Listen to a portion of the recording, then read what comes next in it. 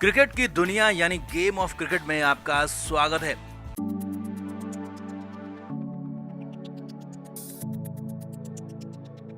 IPL 2020 के बाद अब अगले 3 महीनों में आईपीएल 2021 की तैयारी है और इससे पहले जनवरी में बड़ी नीलामी भी होनी है, यानी सभी टीमों को सिर्फ 3 खिलाड़ी रिटेन करने होंगे और बाकी सभी खिलाड़ी रिलीज कर दिए जाएंगे। अब इस बीच बड़ी नीलामी से ठीक पहले आईपीएल के अब तक के इतिहास के सबसे बड़े कमाऊ खिलाड़ियों की लिस्ट जारी हो गई है और इस लिस्ट में महेंद्र सिंह धोनी ने सबको पीछे छोड़ दिया है।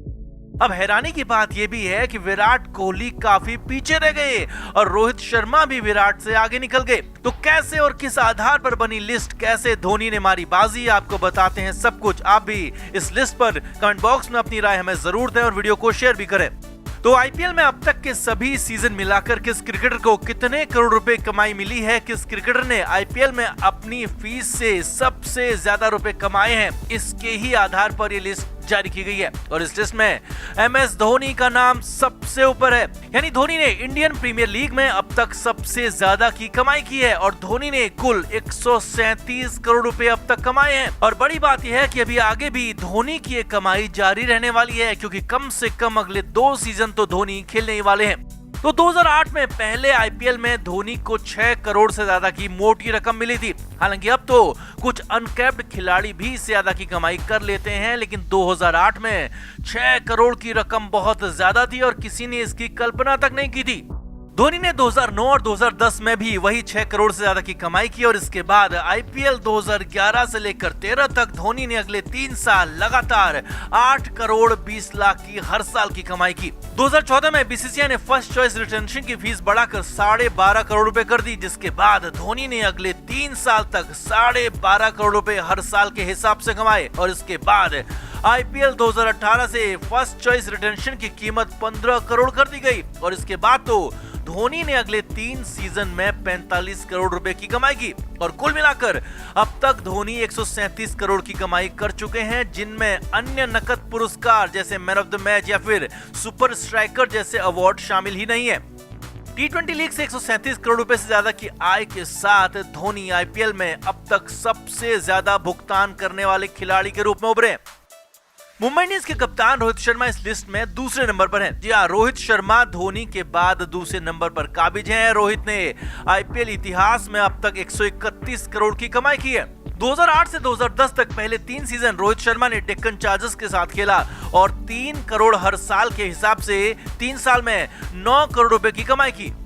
2011 से 2013 तक उन्होंने हर साल मुंबई इंडियंस में 9 करोड़ 20 लाख रुपए कमाए और जब से वो कप्तान बने फिर तो रोहित शर्मा आईपीएल 2014 में पहली चॉइस रिटेंशन बन गए और तब से रोहित भी हर साल धोनी की राशि के बराबर ही कमा रहे हैं और कुल मिलाकर अब तक रोहित शर्मा ने 131 करोड़ रुपए से ज्यादा की कमाई कर ली है। अब एक सीजन में सबसे ज्यादा कमाई करने वाले खिलाड़ी विराट कोहली 126 करोड़ से ज्यादा की आय के साथ तीसरे नंबर पर आते हैं। अब विराट का तीसरा नंबर पर आना चौंकाता जरूर है, क्योंकि विराट कोहली रिटेंशन में धोनी और रोहित से कहीं ज्यादा 17 करोड़ रुपए हर साल के कमाते हैं, लेकिन कुल कमाई विराट की कम होना इसकी वजह है पहले 3 साल में उनकी बेहद कम कीमत। 2008 में आरसीबी ने जब विराट को खरीदा था तो तब विराट कोहली अनकैप्ड प्लेयर थे और हर साल के विराट को सिर्फ 12 लाख रुपए मिलते थे और पहले 3 साल विराट को यही कीमत मिली और कुल मिलाकर 3 साल में 36 लाख रुपए ही विराट ने कमाए। लेकिन 2011 में आरसीबी ने सिर्फ विराट कोहली को ही रिटेन किया और तब विराट को 8 करोड़ 20 लाख रुपए दिए गए। 2014 में विराट कोहली टॉप ब्रैकेट में शामिल हो गए और अगले 4 सीजन के लिए 12.5 करोड़ रुपए प्राप्त किए। लेकिन इसके बाद तो विराट ने आईपीएल 2018 में और उसके बाद सभी रिकॉर्ड्स को तोड़ दिया। विराट को टॉप रिटेंशन फीस 15 करोड़ के अलावा 2 करोड़ की फीस फ्रेंचाइजी अलग से देती है, यानी विराट का चेक धोनी और रोहित से 2 करोड़ रुपए ज्यादा का बनता है। 3 साल में ही विराट ने 51 करोड़ यानी कि आधा अरब रुपए कमा लिए और कुल मिलाकर विराट ने अब तक 126 करोड़ की कमाई की है।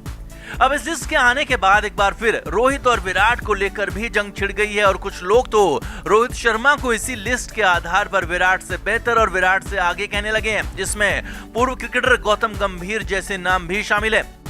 तो इस बड़ी लिस्ट पर आपका क्या कहना है? क्या कमाई से किसी खिलाड़ी का स्तर आंका जाना चाहिए, मापा जाना चाहिए? कमेंट करके बताएं और वीडियो को शेयर भी करें। भारत और ऑस्ट्रेलिया के बीच सिडनी के मैदान में तीसरा और आखिरी T20 मैच खेला गया।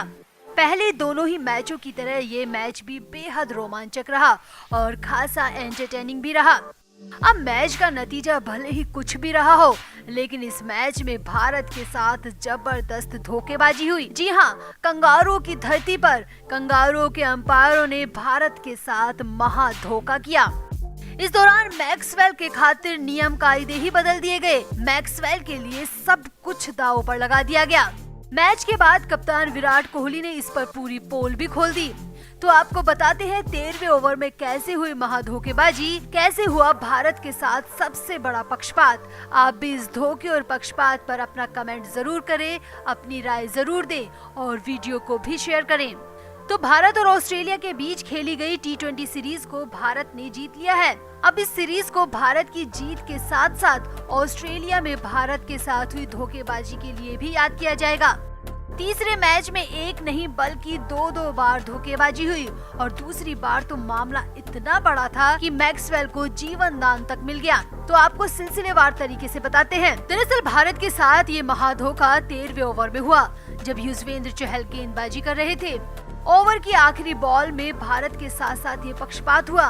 चहल की शानदार गेंद पर मैक्सवेल ने शॉट मारा। मैक्सवेल इसको मिड विकेट की तरफ बड़ा शॉट मारना चाहते थे, लेकिन मैक्सवेल टॉप एज हो गए और बॉल हवा में गई और राहुल ने बिना कोई गलती किए कैच को पकड़ लिया। मैक्सवेल आउट होकर पवेलियन लौटने लगे और टीम इंडिया जश्न मनाने लगी, लेकिन तभी अंपायर ने मैक्सी को वापस बुला लिया। जी हाँ, मैक्सवेल को वापस बुला लिया गया और उसे नॉट आउट दे दिया गया और ये फैसला थर्ड अंपायर ने किया। तीसरे अंपायर ने चहल की इस बॉल को नो बॉल करार दे दिया, जो कि सरासर गलत फैसला था। अब वो कैसे, वो भी समझिए। चहल ने ओवर स्टेप जरूर किया था। चहल का पैर लाइन से आगे गया था, लेकिन चहल के हाथ से बॉल छोड़ने के बाद। जी हाँ, नियम के मुताबिक जिस वक्त हाथ से बॉल छोड़ी जाती है उस वक्त पैर क्रीज से आगे नहीं होना चाहिए और यहाँ पर भी चहल का पैर बॉल छोड़ते वक्त लाइन के पीछे ही था। लेकिन तीसरे अंपायर ने टीवी पर देखने के बाद भी यहाँ पर बॉल को नो बॉल करार दे दिया और मैक्सवेल को वापस बुला लिया गया, जबकि साफ साफ टीवी पर सभी ने देखा कि वो बॉल नो बॉल नहीं थी। लेकिन ऑस्ट्रेलियाई अंपायर ने इसे नो बॉल करार दिया और मैक्सवेल को नॉट आउट कर दिया और टीम इंडिया के साथ खुलकर धोखेबाजी की गई सभी के सामने। अब यहाँ पर मैक्सवेल सिर्फ 19 रन पर थे और इसके बाद मैक्सवेल ने खुलकर रन बनाए और आउट होने से पहले 54 रन बनाए। यानी मैक्सवेल के खातिर तीसरे अंपायर ने नियम तक बदल दिए। इतना ही नहीं, इससे पहले भी एक बॉल पर मैथ्यू वेड पर विराट कोहली ने रिव्यू लिया था। मैथ्यू वेड को मैदानी अंपायर ने नॉट आउट करार दिया था। विराट ने रिव्यू लिया, लेकिन अंपायर ने रिव्यू को माना ही नहीं। जी हाँ, रिव्यू माना ही नहीं गया और कहा गया कि देर हो गई। इस पर विराट ने खासी नाराजगी भी जताई। यही नहीं, मैच के बाद विराट कोहली ने अंपायरिंग पर सवाल उठाए और कहा कि अंपायरिंग का दर्जा बेहद खराब है। इंटरनेशनल लेवल पर ऐसी अंपायरिंग होती नहीं है और ये सबसे खराब अनुभव रहा। अब भारतीय टीम के साथ जानबूझकर गलत खेल हुआ। अंपायर ने धोखेबाजी की और इसको सबने लाइव देखा। अब आप इस पर क्या मानते हैं? आपका क्या कहना है? कमेंट करके जरूर बताएं और वीडियो को भी शेयर करें। क्रिकेट के हर नए अपडेट के लिए गेम ऑफ क्रिकेट को सब्सक्राइब करें और उसके बाद बेल आइकन को प्रेस करना ना भूलें, ताकि सिर्फ आपको मिले गेम ऑफ क्रिकेट की हर खबर सबसे पहले।